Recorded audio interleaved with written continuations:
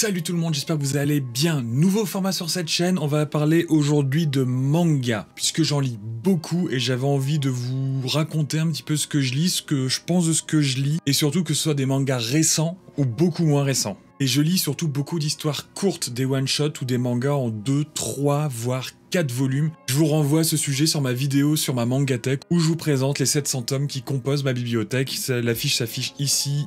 Je pense que c'est là. Et vous avez le lien dans la description, c'est facile à trouver. Bref, dans cette vidéo, je vous parle de 4 mangas, 3 que j'ai lus en septembre et 1 que j'ai lu au mois d'août. Vu que je commence en septembre, ça aurait été dommage de pas parler de ce manga que j'ai lu en août. Je vais pas trop m'attarder sur chaque titre, juste vous les présenter et vous dire un petit peu ce que j'en ai pensé, afin d'éviter que la vidéo dure plus d'1 heure parce qu'on pourrait dire vraiment beaucoup de choses sur certains mangas. Je vous invite à me donner votre avis en commentaire sur ce format, qu'est-ce que vous voyez de plus pour l'améliorer, qu'est-ce que vous n'aimez pas, comment vous voyez l'évolution de la chose, les commentaires sont là pour vous, n'hésitez pas à y aller, je suis tout de suite, sur ce, bonne vidéo.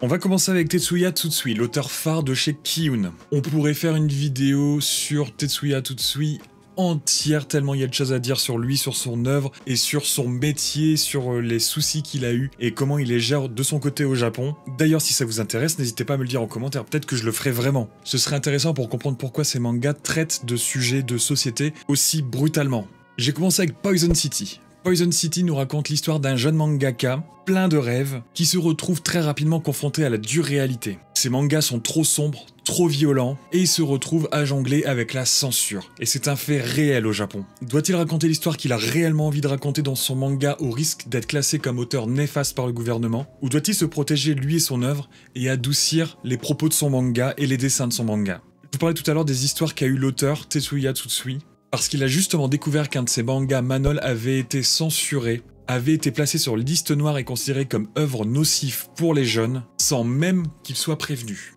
Je vous laisse un article en description qui résume un petit peu mieux cette histoire, n'hésitez pas à aller checker ça. Ce manga représente donc une manière pour lui de se battre contre ce système, de dénoncer ce qui s'est passé, via une version romancée de sa vie à travers ce manga. Et je trouve que ce manga est un véritable chef-d'œuvre. Il y a beaucoup de mangas qui sont vraiment très bien, ce manga est un chef-d'œuvre, il est réellement profond. On comprend sa rage et sa volonté de faire éclater cette injustice, de faire éclater ce système, et ça fait quelque chose de vraiment profond comme je vous le disais. Et en plus, il nous fait découvrir un petit peu l'envers du décor des mangas, les maisons d'édition, l'histoire de la censure surtout aux États-Unis via les comics, qui sont également un fait réel.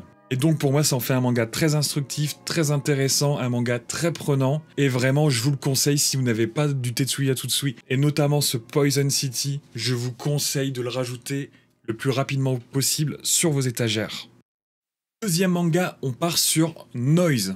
Noise est également un manga de Tetsuya Tsutsui. J'étais parti avec ce mangaka, je me suis plus arrêté. Noise, c'est l'histoire d'un tout petit village au Japon, vraiment minuscule, vieillissant, qui vit grâce à la production de figues de Keta. C'est devenu une star d'internet quand des influenceurs ont découvert ces figues et du coup, les ventes ont explosé. Mais un jour, un inconnu plus que louche arrive dans le village. Et il s'avère que c'est un ancien prisonnier qui a été arrêté pour meurtre et qui est sorti très récemment de prison. Qu'est-ce qu'il vient faire dans ce village? Alors là, on a un manga très intéressant avec une intrigue plus qu'originale déjà de base. On commence quand même l'histoire avec un type qui veut travailler pour produire des figues au final. Et c'est là qu'on reconnaît le talent de Tetsuya Tsutsui, qui est un expert pour traiter de sujets de fond dans la société japonaise. Alors là pour le coup, je vais pas vous dire qu'il s'agit du manga du siècle, loin de là, il est pas exempt de défauts, mais il mérite également de trôner sur vos étagères, soyez-en sûrs. Je vais pas trop spoiler l'histoire, mais ce que je vais vous dire, ça arrive dans les premières pages du manga. Le héros, Keta, en arrive à tuer ce fameux inconnu pour sauver sa famille. L'intrigue commence vraiment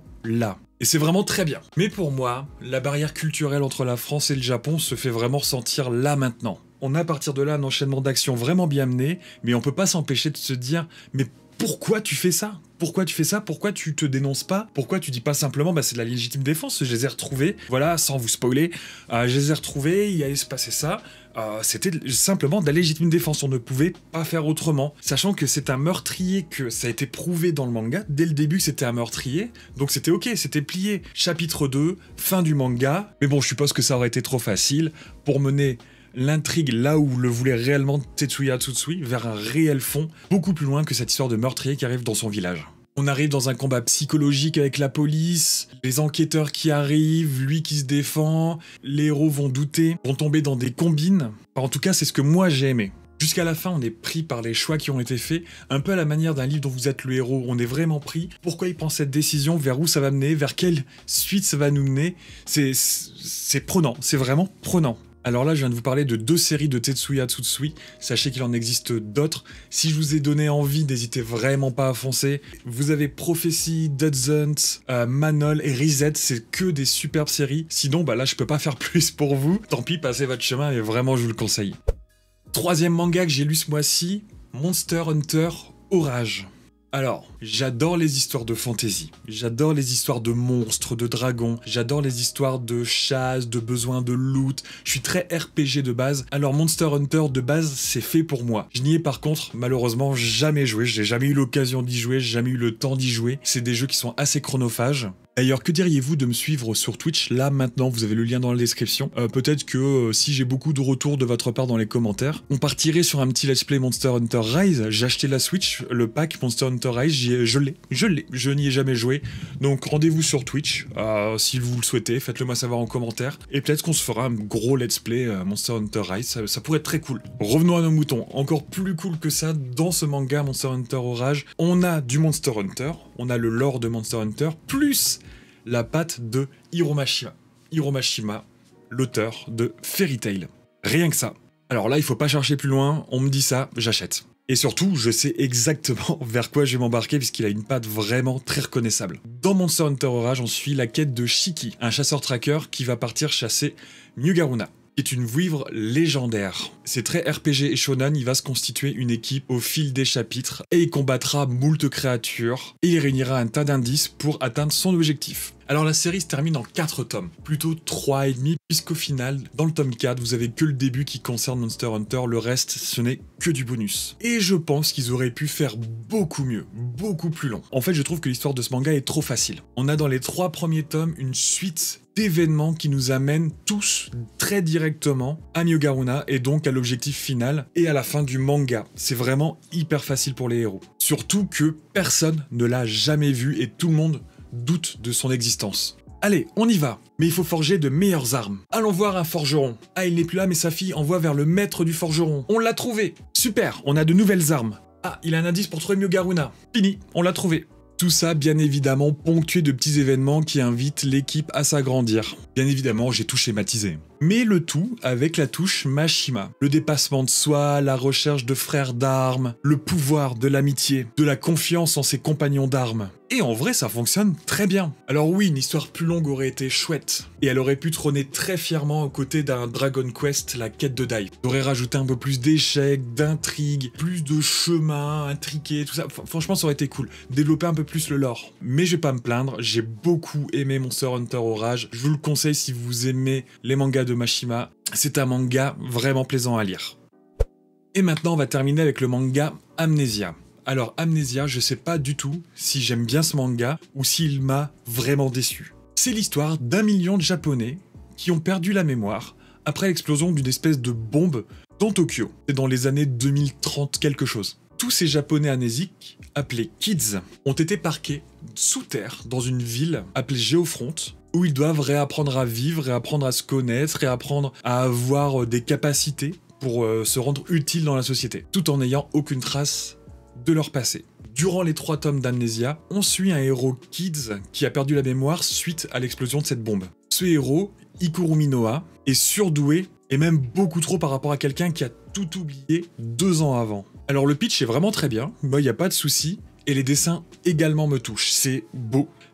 Pour un shonen, c'est beau, il n'y a rien à dire. En fait, ce qui me dérange, c'est que derrière cette histoire profonde, parce que l'histoire peut être très profonde, très intéressante, la recherche du passé, tous les troubles qui peuvent en être conséquences, les soucis entre les gens, puisqu'on ne sait pas qui est le père de qui, la sœur de qui, on ne connaît rien, donc forcément, si on n'a pas trouvé d'informations, tout est perdu. Et ben on se retrouve avec des histoires vraiment très enfantines. Alors un peu de légèreté ne fait pas de mal, mais j'ai vraiment cette sensation d'avoir un enfant raconter une histoire d'adulte. Que le mangaka aurait 14 ans, qui veut développer une histoire d'adulte, une histoire intéressante, mais qui ne sait pas comment fonctionne vraiment le monde des adultes. Et je me rends compte que la métaphore n'est pas très bien choisie parce que c'est exactement ce qui arrive au personnage. Mais pour l'intrigue de l'histoire, j'ai vraiment été déconnecté très souvent. J'ai dû vraiment m'y remettre très régulièrement. Après, ça reste un shonen, j'ai plus de 30 ans, alors je sais que je suis potentiellement pas la cible, mais ça manque de cohérence dans l'œuvre finale. Bref, on se retrouve avec des révélations sur l'origine de l'amnésie quasiment dès le début. Une petite amie qui se pointe, et à chaque fois les réactions ne sont pas crédibles.